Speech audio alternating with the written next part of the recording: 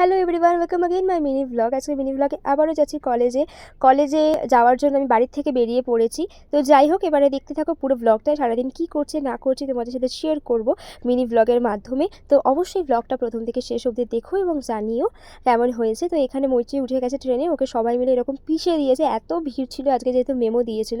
যাই হোক, ও ছোটোখাটো মানুষ, তাই গলে গেলে এসে আমার পাশে বসে পড়েছে। আর এখানে বসে আমরা দুজনে ভুলভাল বকতে বকতে যাচ্ছিলাম যে কলেজে কী হবে না হবে। আজকে কলেজে ম্যাম আমাদের ফার্স্ট টাইম শেখাবে হচ্ছে থার্মোহার ফেশিয়াল।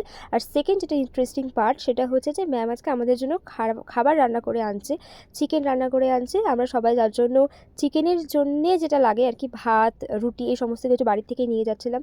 তো এইগুলো বকতে বকতেই আমরা যাচ্ছিলাম। তোমরা অবশ্যই ব্লগের সমস্ত কিছুই দেখতে পারবে।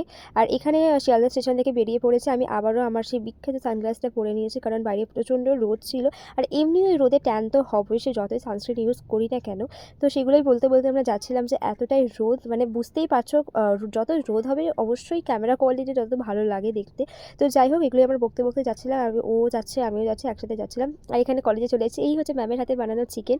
আর এইখানে আমরা বললাম না, টিফিন বক্সে করে সবাই ভাত এনেছি, কচুরি এনেছি, ফ্রায়েড রাইস এনেছি। তো এইগুলোই আমি দেখাচ্ছিলাম, আর ও পিছন থেকে আমাকে ডিস্টার্ব করে যাচ্ছিলো অ্যাজ ইউজুয়াল। তারপরে আমি আবারও ভুগছিলাম যে আমার খিদে পেয়েছে, বাট এখনও খাওয়া দাওয়া করিনি। তো এই দেখো ফাইনালি বসে পড়েছি খেতে, আমি সেটাও ক্যাপচার করেছি কিন্তু। তো খাওয়া দাওয়া ভালোই করছিলাম, প্রথমে ভাত খেলাম, তারপরে এখন ফ্রাইড রাইস দিয়ে চিকেনটা খাচ্ছি। ম্যামের হাতে বানানো সত্যি অসাধারণ খেতে ছিল, কোনো কথা হবে না। যাই হোক, খাওয়া দাওয়া আমাদের এখানে কমপ্লিট হয়ে গেছে, আর তার জন্য আমি এরকম ডান্স করছি যে এরকম খুব ভালো করে খাওয়া দাওয়াটা করেছি।